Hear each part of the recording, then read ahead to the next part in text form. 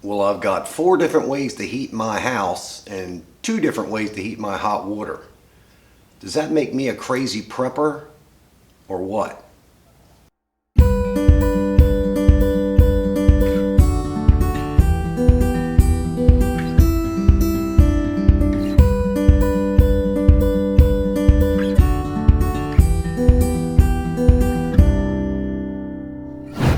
The reason I've done that is not for what you think. We live in wild and wonderful West Virginia, way back off the beaten path, a few miles to even a hard road, and 30-40 minutes to a big box store. When we first built the house up here, there'd be times with snowstorms and power outages that the propane truck couldn't get to us, or we couldn't go out to get food if the weather was bad, just getting in and out of where we live. I thought about it and I figured the more ways I can heat my house and not rely on one thing, the better off. But nowadays, people should wake up a little bit and try not to have all their eggs in one basket. But I'll go through and give you an idea of how we do it. And I'm not trying to be negative. I'm not trying to be political, but the way things are right now, you just never know. People say, well, I use propane and I'm locked into a price. But the problem is, when you need propane over the winter with the way things are going, how do you know the propane company is not going to say, hey, we're out of propane? What if you can't get propane? If you heat your house with propane, what if you can't get it? You got to have some type of another way to do things. The more ways you have to heat your house or your hot water, the better off you are. We've never considered ourselves a prep worrying about the end of the world and that type of thing. It's just common sense. So I'll show you different ways that I can heat my house and also the different ways I can heat my hot water.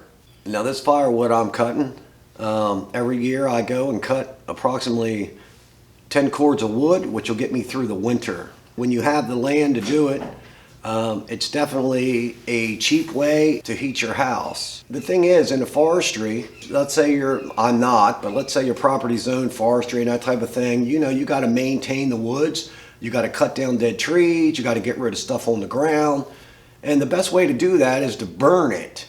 But I know with the way things are nowadays, with wood stoves, they've changed them a lot. They're not like they used to be years ago, where you could bank them down and make your wood last, all night and smoke and smolder. Well, now they've changed them where a lot of times you can't even adjust the ventilation. You can't turn it down. It's always open at some point because of the regulations they put on wood stoves. The other thing about a wood stove is, I don't know if people know it, they add wood stoves to their house. One thing you will definitely want to do is, if you have add a wood stove to your existing house, you better let your insurance company know. Because that will a lot of times affect your rate. And some insurance companies won't even allow a wood stove in the house. So for those of you, your house burned down or something to that effect, by using your wood stove, which it does happen. If your house would catch on fire or something, they might deny that claim if you haven't let them know that you have a wood stove. And a lot of times it will affect your rates.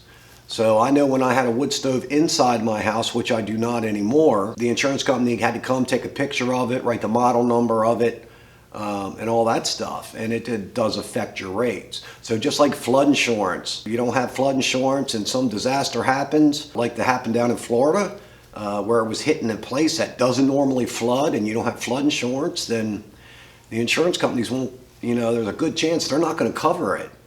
So, you break a pipe in your house is different. If you do have a wood stove, it'd be in your best interest to at least let your insurance company know, give them a call, let them know you have it, in case something would happen. But there again, then they'll raise your rates up. So, but the wood stoves now are a lot more expensive than they were years ago because, with the EPA and different things on stoves now, they reburn the smoke, so they have stuff in them that costs more for them to manufacture, which costs you more to buy them. So they've changed them a lot. But anyway, the biggest way I heat my house is my outside wood burner, and that's why I'm cutting these logs here today. to get, getting stacked up and going. But let's take a walk and I'll show you what I got. The first way that we heat our house is, which a lot of people have, is a heat pump. Heat pumps are very efficient. It's a great way to heat your house. They make different ones nowadays that go down to a colder temperature. A lot of times heat pumps, when it gets below 35 or so degrees, a heat pump becomes not efficient anymore. Unless you have a newer one that goes down to temperature. If it gets below 30 some degrees, 35, 38 degrees, they start not becoming efficient. They will not blow hot air. So they do make some that goes a lower temperature, that might go lower. I do not have one. I have an older style heat pump, and when it gets below 37, 8 degrees, it's not efficient. So therefore, I have a backup propane furnace. Once the temperature goes down to a certain point, the backup propane furnace kicks on and it runs off propane. Now, I don't really use the propane. The main way I heat my house is my outside wood boiler.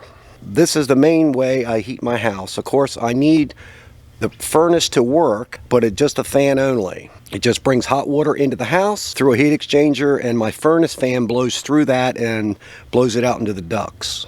Now, I know everybody doesn't have an outside wood burner. In some places you can't use them. The government has put a crunch on those as well because they blow out lots of smoke. So if you live in a neighborhood, a lot of places they're banned. You can't use them. And a lot of the manufacturers, they're trying to convert these over to be more EPA friendly as far as the smoke goes. A lot of places, they stopped selling them around where I am. There's only a couple companies that do, and they can't because they made them change so much. Of course, they are expensive now. They were expensive then, but they're really expensive now because of the stuff they've done to them, had to do to them to make them more EPA friendly. So, from all my wood cutting, this is my wood shed, and I have approximately 10 cords in here now. So this is what it takes me to get through the winter. There's 3 different ways that I can heat my house right there and not just rely on one thing. So that's 3 different ways: heat pump, propane backup furnace, and my wood boiler. The other thing I have, if need be, pellet stove. Worst case, if for some reason everything else doesn't work, I can go pick up a few bags of pellets and I can use that to heat the house. The problem is nowadays pellets are like $7 a bag unless you buy it by the ton. You're talking that pellet stove there, it can 1 bag in 24 hours, which is easy to use. It's neat. You just dump it in, hit the button, and you don't have to do anything else to it. But the problem is, 30 days in a month, $7 a bag, that's $210 a month that it would cost me to run that, now that everything's so expensive. I only use the pellet stove if absolutely necessary, or take the chill off, or it's super cold. Now, for heating my hot water, let me show you. I have an instant hot water heater which runs on propane, and it only kicks on when you turn the faucet on. Now, this is a whole house hot water heater, so it's tankless, there's no water in it. What happens is when you turn the hot water on, when it runs through this unit, it's like 200,000 BTUs that it runs off propane that it kicks on. By the time the water gets through it, it's to that temperature. So it works really well. It's very efficient. It only uses propane when you're actually using hot water, so it uses minimal amount of propane. But let's say the propane truck can't get here. I'm out of propane. What do? I can turn a couple valves, turn the breaker on, and then I have an electric hot water heater. So that's 2 different ways I can heat my hot water. Now, I don't consider myself a crazy prepper, end of the world kind of person, but I just want everybody to think a little bit. Suppose you couldn't get that propane delivered. Suppose you couldn't get that natural gas. It's just something to think about. There might be a time where that propane truck can't get to you. Or there might be a time you call up for propane and they say, well, we don't have any. When I set myself up, I didn't think about not being able to get propane, or not being able to get natural gas, or not being able to get electricity or anything like that. It was just that I was off the beaten path and wanted different ways that I could heat my house. and different ways that I wouldn't be dependent on one thing. With the way things are out there now, with the prices of propane or the prices of gas and things, it's really something to sit down and think about. If you couldn't get that propane delivered to your house and you run off propane, what are you going to do? What are you going to do? Anyway, thanks for watching today. Click that subscribe button. Click the like button if you like this video.